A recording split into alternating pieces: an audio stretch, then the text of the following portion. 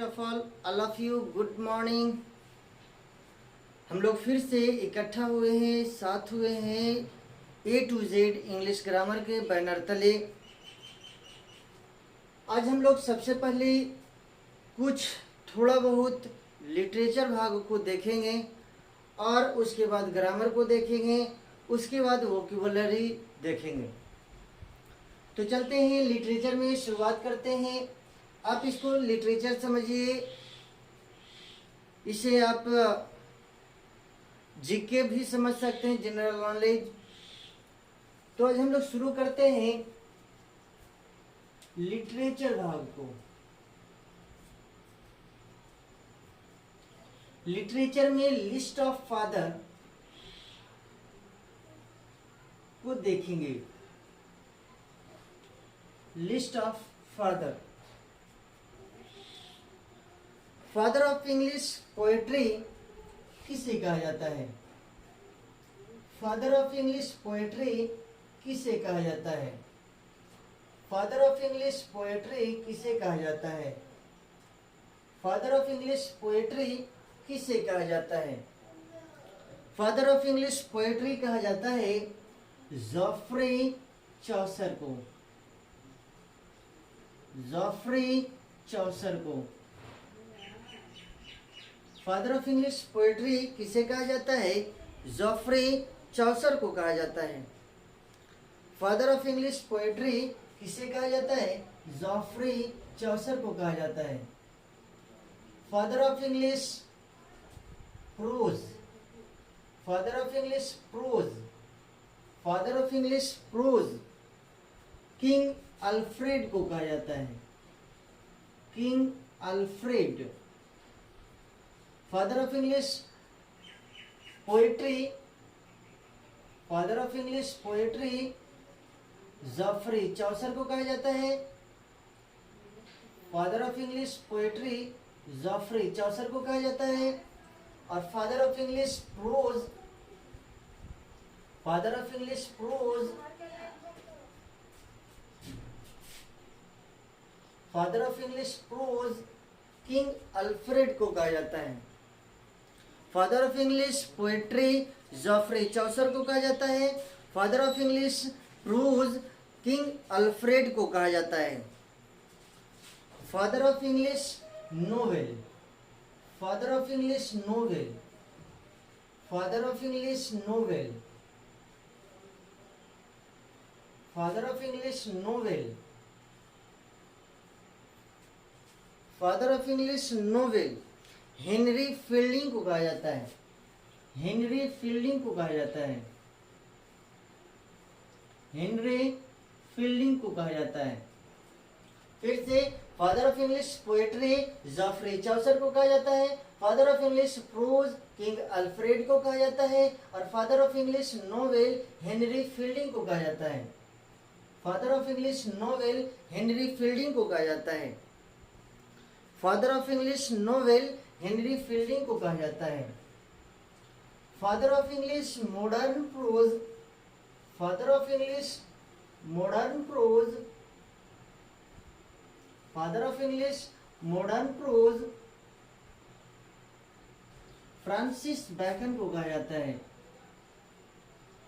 Father of English modern prose Francis Bacon को कहा जाता है। फ्रांसिस बैकन को कहा जाता है।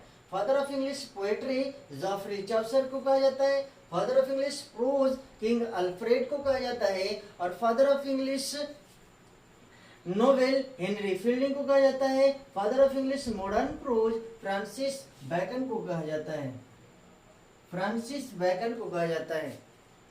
फ्रांसिस बैकन को कहा जाता है। Father of English essay, father of English essay, father of English essay, father of English essay भी फ्रांसिस बैकन को ही कहा जाता है। फ्रांसिस बैकन को ही कहा जाता है। फ्रांसिस बैकन को कहा जाता है। फिर से एक बार हमारे साथ रिवाइज करते चले। Francis, father of English poetry Geoffrey Chaucer को कहा जाता है। Father of English poetry Geoffrey Chaucer को कहा जाता है। Father of English prose King Alfred को कहा जाता है। Francis of English poetry Geoffrey Chaucer को कहा जाता है। जब हमारे साथ आप दोहराते चलेंगे तो याद होते चलेगा, याद होते चलेगा।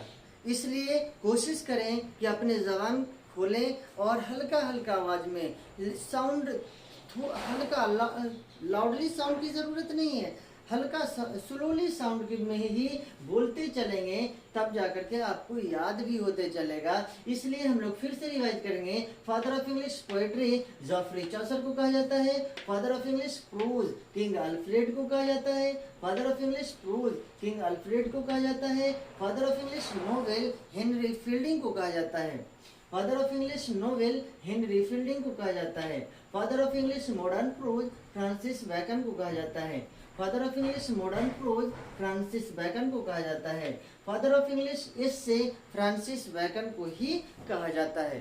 Father of English essay Francis Bacon को कहा जाता है। अब हम लोग चलते हैं आगे की क्लास को जारी करते हुए ग्रामर में। जैसा कि हम लोग जान रहे हैं कि ग्रामर में हम लोग कुछ भाग सीखे और आज की क्लास को भी जारी रखते हुए आगे चलते हैं। तो पिछला क्लास में हम लोगों ने पढ़ा था parts of a speech, parts of a speech. तो सबसे पहले रिवाइज करें कि हमने क्या क्या पढ़ा। आगे की क्लास को जारी रखते हुए पिछला क्लास को रिवाइज करते हुए और हम लोग पढ़ेंगे। सबसे पहले हमने देखा पार्ट्स ऑफ अ स्पीच का definition. Parts of a speech किसे कहते हैं? Words are divided into 8 classes according to their function in sentences. These classes are parts of a speech. फिर से एक बार तो रहेंगे। Words are divided into 8 classes according to their function in sentences. These classes are parts of a speech. शब्दों को वाक्यों में उसके कार्यों के अनुसार 8 भागों में बांटा गया है, जिसे शब्द भेद कहते हैं, जिसे शब्द भेद कहते हैं। हमने सीखा कि वो 8 भाग कौन कौन है। तो 8 भाग नाउन संज्ञा, प्रोनाउन सर्वनाम, वर्ब क्रिया, एडजेक्टिव विशेषण, एडवर्ब क्रिया विशेषण, प्रीपोजिशन संबंध बोधक अव्यय और कंजंक्शन समुच्चय बोधक अव्यय और इंटरजेक्शन विस्मयादि बोधक अव्यय। ये हो गया पार्ट्स ऑफ स्पीच के भाग। फिर हमने शुरू किया था नाउन को, हमने शुरू किया तो नाउन को शुरू किए और वहां नाउन का डेफिनेशन हमने पढ़ा। 3 था। First of all the naming word is called a noun. Second हमने पढ़ा था अ noun is the name of person, place, animal, thing, feeling और आइडिया इज कॉल्ड नाउन। एक बार दोहराते चलेंगे। A noun is the name of person, place, animal, thing, feeling और idea is called noun. फिर हमने डिस्ट्रीब्यूट किया नाउन को कि कितने भागों में नाउन है। हमने सीखा ओल्ड कॉन्सेप्ट के अनुसार नाउन को 5 भागों में बांटा गया है, यानी पुराने जमाने के अनुसार नाउन को 5 भागों में बांटा गया है। लेकिन उसी पुराने जमाने के अनुसार नाउन को सारे भागों में बांटा गया, चाहे मॉडर्न हो या फ्यूचर हो। तो हम देखते हैं कि नाउन को 5 भागों में बांटा गया। फर्स्ट प्रॉपर नाउन व्यक्तिवाचक संज्ञा, सेकंड कॉमन नाउन जातिवाचक संज्ञा, थर्ड कलेक्टिव नाउन समूहवाचक संज्ञा, फोर्थ मटेरियल नाउन द्रव्यवाचक संज्ञा और चौथा अब्स्ट्रैक्ट नाउन भाववाचक संज्ञा। फिर हम लोगों ने देखा कि मॉडर्न कॉन्सेप्ट के अनुसार 3 भागों में बांटा गया, 3 भागों में बांटा गया। First proper noun as it रह गया, second countable noun and fourth countable noun को कॉमन नाउन और कलेक्टिव नाउन को मिलाकर काउंटेबल बनाया गया। क्यों? कलेक्टिव नाउन, कलेक्टिव नाउन और कॉमन नाउन, कॉमन नाउन और कलेक्टिव नाउन, इन दोनों को मिलाकर के बनाया गया काउंटेबल नाउन।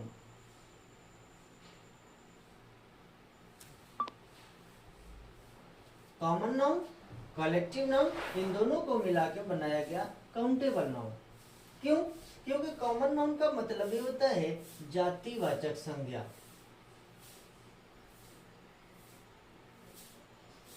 जातिवाचक संज्ञा, और कलेक्टिव नाउन समूहवाचक संज्ञा। यानी इसे भी हम गिन सकते हैं, जातिवाचक संज्ञा को भी हम काउंट कर सकते हैं, और कलेक्टिव नाउन को यानी समूहवाचक संज्ञा को भी गिन सकते हैं। इसलिए इन दोनों को मिला के बना दिया गया गणनीय वाचक संज्ञा, गणनीय वाचक संज्ञा। मेटेरियल नाउन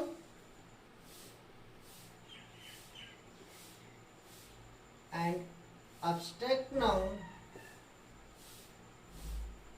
को मिलाकर बनाया गया अनकाउंटेबल नाउन, अनकाउंटेबल नाउन यानी अगणनीय वाचक संज्ञा। जरा इसके बारे में भी देखें हम लोग। मटेरियल नाउन मतलब होता है द्रव्यवाचक संज्ञा, जिसे हम गिन नहीं सकते हैं, जिसे हम गिन नहीं सकते हैं। अब जैसे पानी हो गया, दही हो गया, दूध हो गया, घी हो गया, सोना हो गया, ये सब को हम गिन नहीं सकते हैं। एब्स्ट्रैक्ट नाउन यानी फीलिंग, जिसे हम तो देख भी नहीं सकते, इसको गिनने की कहाँ से बात आएगी। तो इसीलिए इन दोनों को मिलाकर यानी भाववाचक संज्ञा को, भाववाचक संज्ञा और द्रव्यवाचक संज्ञा को मिलाकर अनकाउंटेबल नाउन यानी अगणनीय वाचक संज्ञा बनाया गया। अगला हमने देखा कि फ्यूचर कॉन्सेप्ट के अनुसार नाउन को कितने भागों में बांटा गया। तो फ्यूचर कॉन्सेप्ट के अनुसार नाउन को 2 भागों में बांटा गया। कितने भागों में बांटा गया? फिर से बोलेंगे, फ्यूचर कॉन्सेप्ट के अनुसार नाउन को 2 भागों में बांटा गया। First concrete noun, concrete noun, concrete noun, और सेकंड एब्स्ट्रैक्ट नाउन। अब ऐसा क्यों हुआ? तो कंक्रीट नाउन जो है ये चारों को मिलाकर के बनाया गया, यानी proper noun, common noun, collective noun, material noun को मिलाकर कंक्रीट नाउन बनाया गया, ठोसवाचक संज्ञा बनाया गया। और एब्स्ट्रैक्ट नाउन यानी जिसे हम देख सकते हैं, छू सकते हैं, जिसे हम महसूस कर सकते हैं, जिसे हम देख सकते हैं और छू सकते हैं, उसे हम बोलेंगे कंक्रीट नाउन। और जो नहीं देखा जा सकता है उसे हम एब्स्ट्रैक्ट नाउन कहते हैं।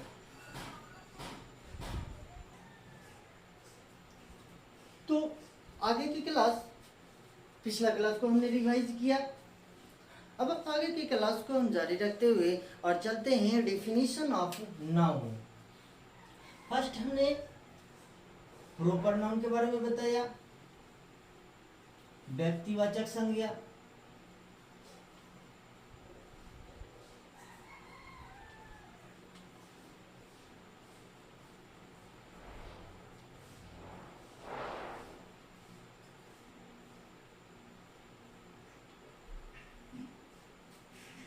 मैं एक बात फिर से आप लोगों के बीच गुजारिश करना चाहूँगा, रिक्वेस्ट करना चाहूँगा कि वीडियो अगर बेहतर लगे, अच्छा लगे तो लाइक, सब्सक्राइब,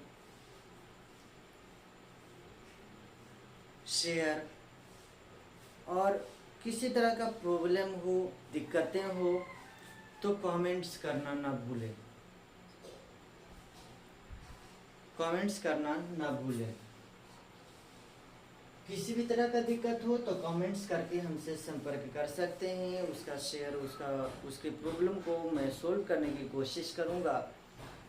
जहाँ तक होगा मैं आप लोगों के लिए हूँ, आप लोग के साथ हूँ। खैर, तो लाइक एंड शेयर करना ना भूलें, सब्सक्राइब भी करते चलें। आप लोग के सब्सक्रिप्शन से ही मेरा मन को प्रोत्साहन मिलता है, इसलिए मैं चाहूँगा आप लोगों से कि आप लोग सब्सक्राइब भी करते चलें। चलें, proper noun, a noun is the name of, a noun is the name of particular person, place, animal or thing is called proper noun.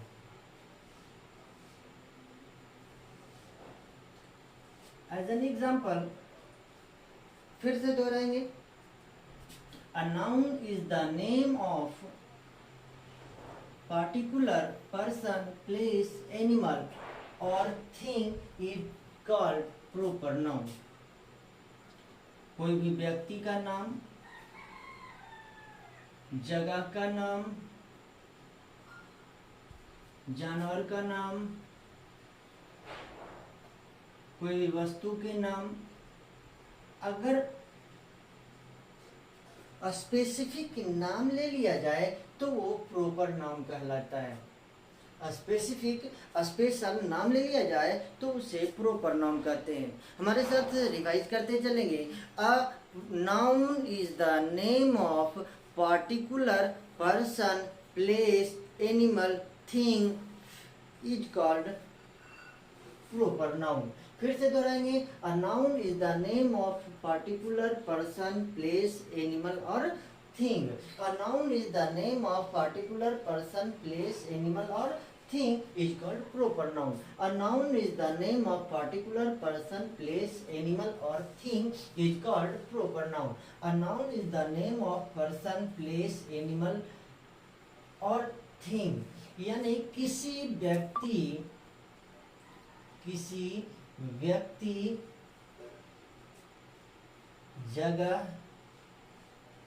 जगह को या स्थान कह सकते हैं, जगह, जानवर या वस्तु के खास नाम को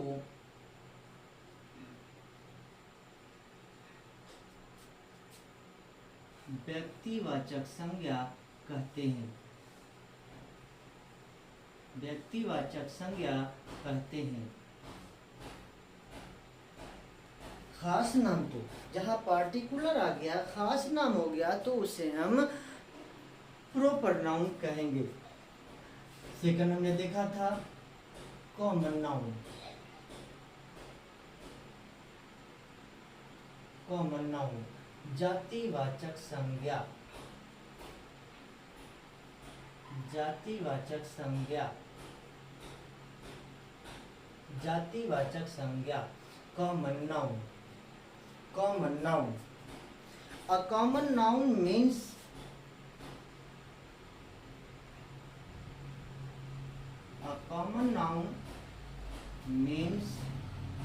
the name of whole class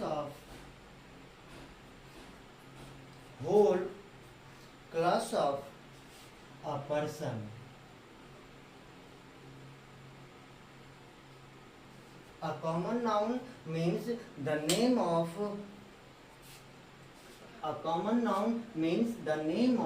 whole class of a person or thing. किसी व्यक्ति, वस्तु के एक ही प्रकार का बोध हो, तो उसे हम कॉमन नाउन कहते हैं। As an example, a student, army, police। जैसे ही एक ही प्रकार का जब बोध हो तो उसे हम कॉमन नाउन कहते हैं। Man, etc।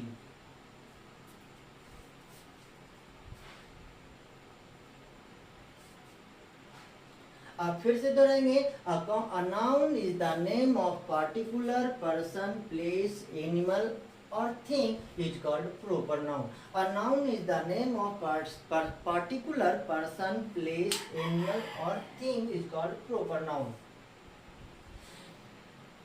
किसी व्यक्ति, जगह, स्थान, जगह या स्थान दोनों की है, जानवर या वस्तु के खास नाम को व्यक्तिवाचक संज्ञा कहते हैं।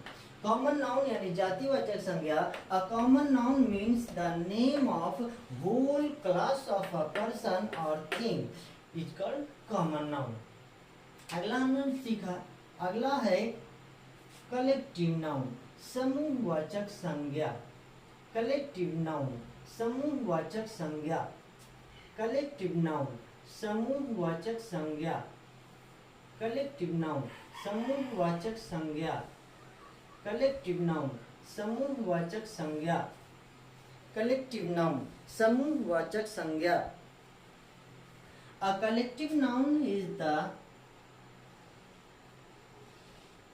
a collective noun means a common noun, यहाँ पे हो जाएगा। A collective noun is the name of the collection of the same kind. A collective noun is the name of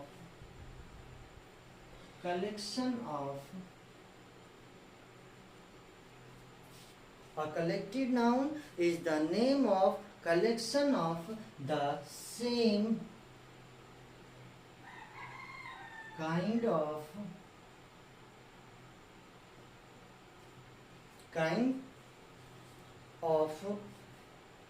person or thing.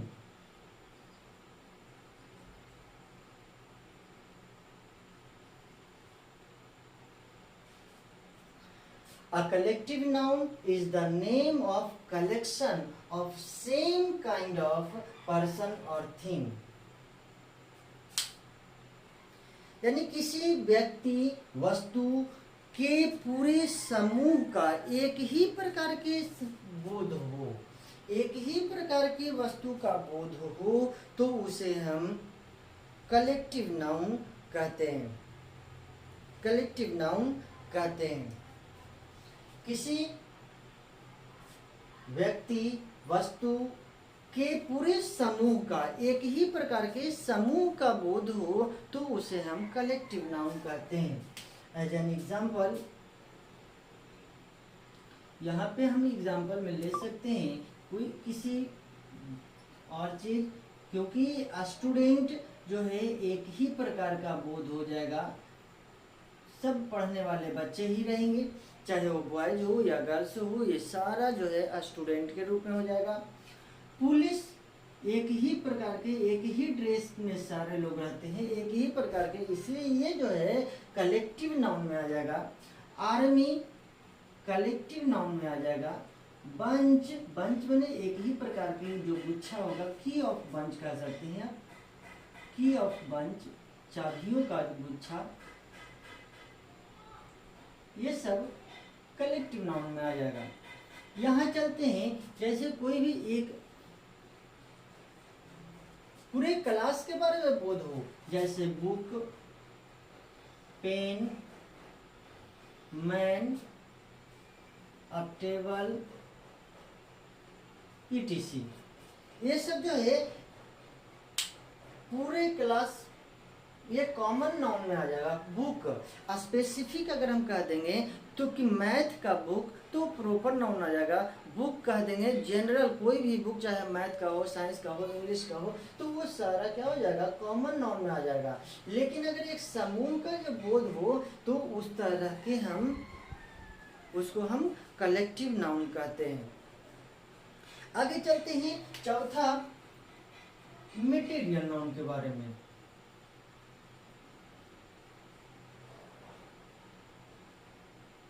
द्रव्यवाचक संज्ञा, द्रव्यवाचक संज्ञा। मटेरियल नाउन, द्रव्यवाचक संज्ञा। Material noun, द्रव्यवाचक संज्ञा। A material noun is the name of a thing. A material noun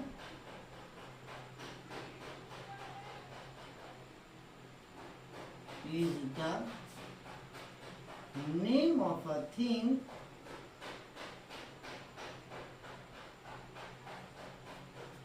which can be measured, which can be measured or weighted,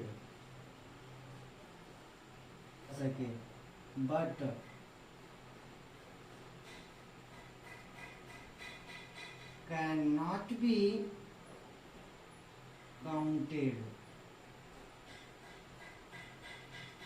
A material noun is the name of a thing which can be measured or weighted but cannot be counted. A material noun is the name of a thing which can be measured or weighted but cannot be counted. A material noun is the name of a thing which can be measured or weighted but cannot be counted. As an example, why, what,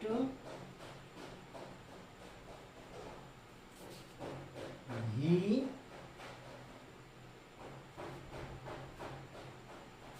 silver, gold, etc. वैसा वस्तु जिसे नापा या तौला तो जा सके लेकिन गिना नहीं जा सके। वैसा वस्तु जिसे नापा या तौला तो जा सके, वैसा वस्तु जिसे नापा या तौला तो जा सके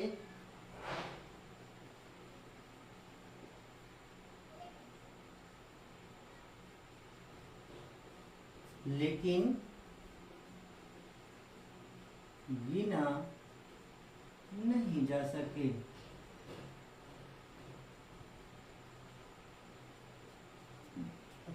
वैसा वस्तु जिसे नापा या तौला तो जा सके लेकिन गिना नहीं जा सके उसे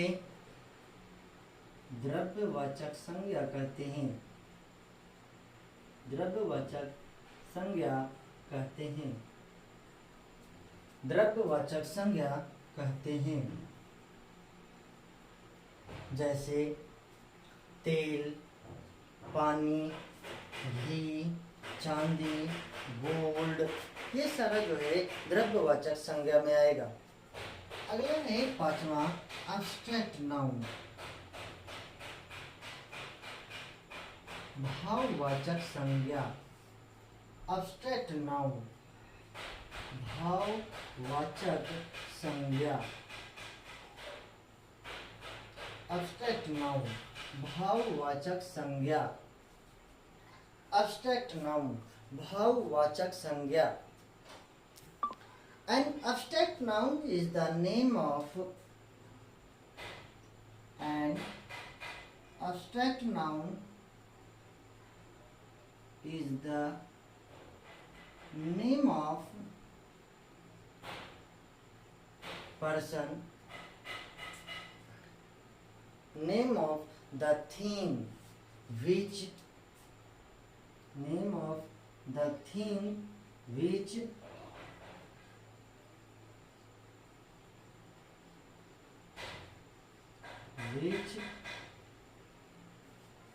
name of the thing which is meant only, which is meant only for feeling.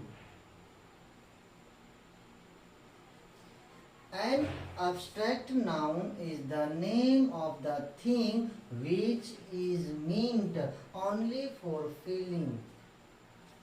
Only for feeling. Only for feeling. not for looking and touching. Looking and touching. An abstract noun is the name of the thing which is meant only for feeling, not for looking and touching. Not for looking and touching, यानी कहने का मतलब abstract noun वैसे नाम को कहेंगे, वैसे वस्तु के नाम को कहेंगे जिसे सिर्फ और सिर्फ ओनली फॉर फीलिंग, सिर्फ और सिर्फ महसूस कर सकते हैं, जिसे सिर्फ और सिर्फ फील कर सकते हैं, एहसास कर सकते हैं, लेकिन उसे देखा या छुआ नहीं जा सकता है, देखा या छुआ नहीं जा सकता है, उसे हम भाववाचक संज्ञा कहते हैं। एग्जाम्पल, एयर, लव, पेन,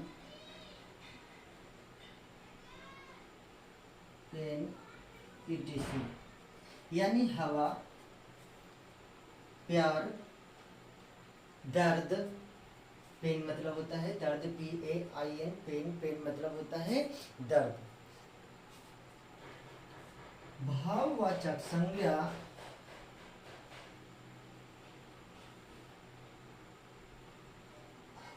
वैसी वस्तु के नाम को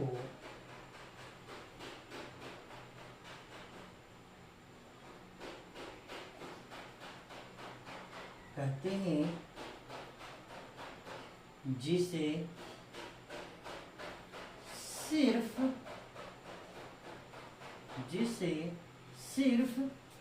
महसूस किया जा सके, महसूस किया जा सके, लेकिन देखा या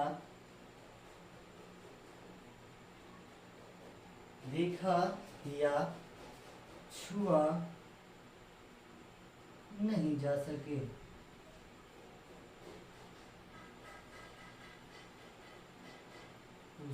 नहीं जा सके।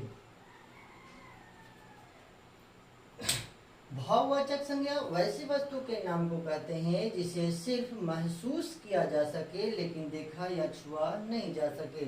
आइए एक बार फिर हम नाउन के पांचों भेद को फिर से रिवाइज करेंगे। सबसे पहले proper noun. A noun is the name of particular person, place, animal और thing is called proper noun. इसमें पार्टिकुलर को खास ख्याल रखना होगा। पार्टिकुलर यानी किसी खास व्यक्ति, वस्तु, स्थान के नाम को व्यक्तिवाचक संज्ञा कहते हैं। किसी व्यक्ति, वस्तु, स्थान, जगह के खास नाम को व्यक्तिवाचक संज्ञा कहते हैं। अगला हमने देखा common noun. A common noun means the name of whole class of a person और thing. A common noun means the name of whole class of person. इसमें क्या देखना है? होल, पूरे, एक ही पूरे जाति भर का बोध होता है, पूरे जाति भर का बोध हो तो उसे हम कॉमन नाउन कहते हैं, उसे हम कॉमन नाउन कहते हैं। कलेक्टिव नाउन यानी समूहवाचक संज्ञा। A collective noun is the name of collection. A collective noun is the name of collection of same kind of person. इसमें क्या है कि कोई वस्तु जो है एक ही प्रकार के बोध हो। जैसे स्टूडेंट कह दिए तो स्टूडेंट से हमको ये समझ में आएगा कि पढ़ने वाले बच्चे हैं, चाहे वो कोई भी हो, छोटा हो, बड़ा हो, जो भी हो, चाहे 9th में हो, 10th में हो, 11 में हो, 12 में हो, सारे पढ़ने वाले बच्चे स्टूडेंट हो गए तो वो कलेक्टिव नाउन में आएगा। ठीक है। मटेरियल नाउन यानी द्रव्यवाचक संज्ञा। अ material noun is the name of a thing which can be measured or rated but cannot be counted। यानी द्रव्यवाचक संज्ञा वैसी संज्ञा को कहते हैं जिसे मापा या तौला तो जा सके लेकिन गिना नहीं जा सके। वैसा वस्तु जिसे नापा या तौला तो जा सके लेकिन गिना नहीं जा सके उसे द्रव्यवाचक संज्ञा कहते हैं। अगला है एब्स्ट्रैक्ट नाउन, भाववाचक संज्ञा। An abstract noun is the name of the thing which is meant only for feeling, not for looking and touching, is called abstract noun। यानी भाववाचक संज्ञा वैसे वस्तु को के नाम को कहेंगे जिसे सिर्फ महसूस किया जा सके, देखा या छुआ नहीं जा सके, जैसे air, love, pain, honesty, dishonesty. यानी फीलिंग, उसके फीलिंग को हम अगर समझ गए तो वो भाववाचक संज्ञा कहेंगे। भाववाचक संज्ञा वैसी वस्तु के नाम को कहते हैं जिसे सिर्फ महसूस किया जा सके लेकिन देखा या छुआ नहीं जा सके, उसे हम लोग भाववाचक संज्ञा कहते हैं। कॉमन नाउन और कलेक्टिव नाउन को हमने हिंदी में डिफिनेशन नहीं देखा, तो चलिए देख लेते हैं क्या होगा। भी लिखते चलेंगे, छूट गया।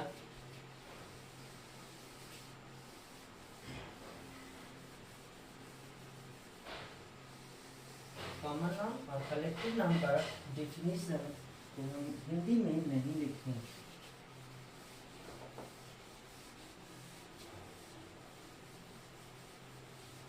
कॉमन नाउन और कलेक्टिव नाउन का डिफिनेशन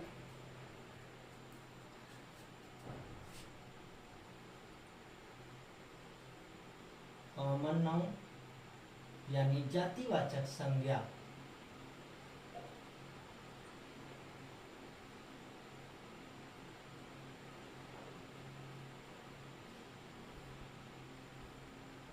जातिवाचक संज्ञा वैसी व्यक्ति या वस्तु के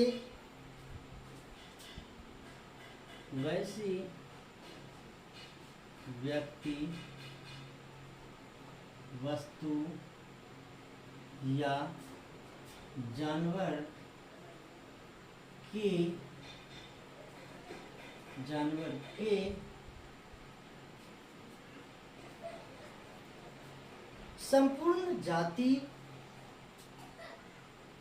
संपूर्ण जाति, वर्ग या श्रेणी का बोध कराए।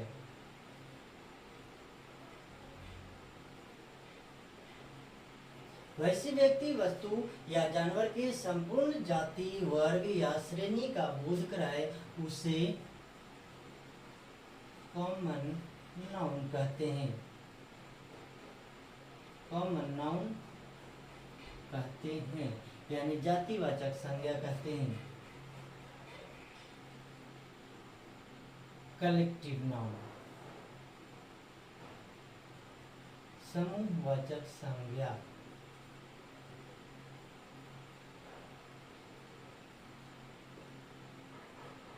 समूहवाचक संज्ञा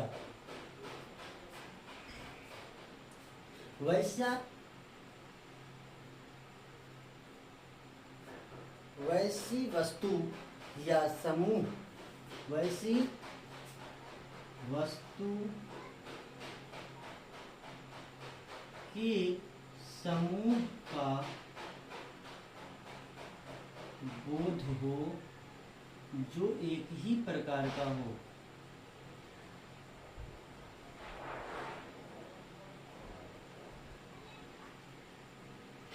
वैसी वस्तु या वैसे संज्ञा जिससे एक ही प्रकार के बोध हो, एक ही प्रकार के वस्तु का बोध हो, वैसी वस्तु के समूह को बोध कराए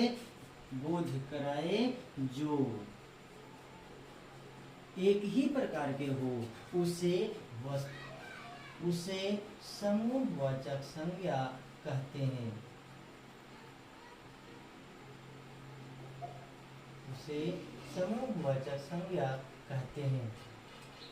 यहाँ पे मैं एक बात आप लोग को बता देना चाहूँगा कि बहुत सारे ऐसे होते हैं जो डायरेक्ट आपको किताब से ना मिलकर मेरे लैंग्वेज में, मैं अपने लैंग्वेज में लिखने की कोशिश करता हूँ ताकि बच्चे आसानी से समझ पाएँ। और मैं आप लोगों के बीच फिर से एक बात उसी बात को दोहराना चाहूँगा कि अगर वीडियो अच्छा लगे, अगर वीडियो आपको पसंद आए तो सब्सक्राइब करना ना भूलें, लाइक करना ना भूलें, लेकिन वीडियो को 1 बाय 1 करके देखने के काम कोशिश करेंगे। पहले लेक्चर नंबर 1 देखेंगे तो लेक्चर नंबर 2 देखेंगे, क्योंकि सारा जो वीडियो है एक दूसरे से कनेक्टेड है, सारा वीडियो एक दूसरे से कनेक्टेड है। पहला वीडियो में कुछ अंश दूसरा वीडियो में देखने को मिलेगा, दूसरा वीडियो का कुछ अंश तीसरा वीडियो में देखने को मिलेगा। इस तरह से सारे वीडियो में पिछला क्लास को मैंने रिवाइज करने का काम किया है। इसलिए आप लोगों से गुजारिश है कि इसे पढ़ें और इसको लाइक सब्सक्राइब करें और सीक्वेंस वाइज देखने का काम करें। की ओर करूँगा। आज मैं इतना ही यही एंड करना चाहूँगा। Thank you all of you, सबको बधाई हो कि आप लोगों के बीच एक न्यू सीरीज से शुरुआती है से इंग्लिश के क्लास को लेकर आया हूँ, और ताकि आप लोगों को बेनिफिट हो, फ़ायदा ही फ़ायदा हासिल हो। थैंक यू, शुक्रिया।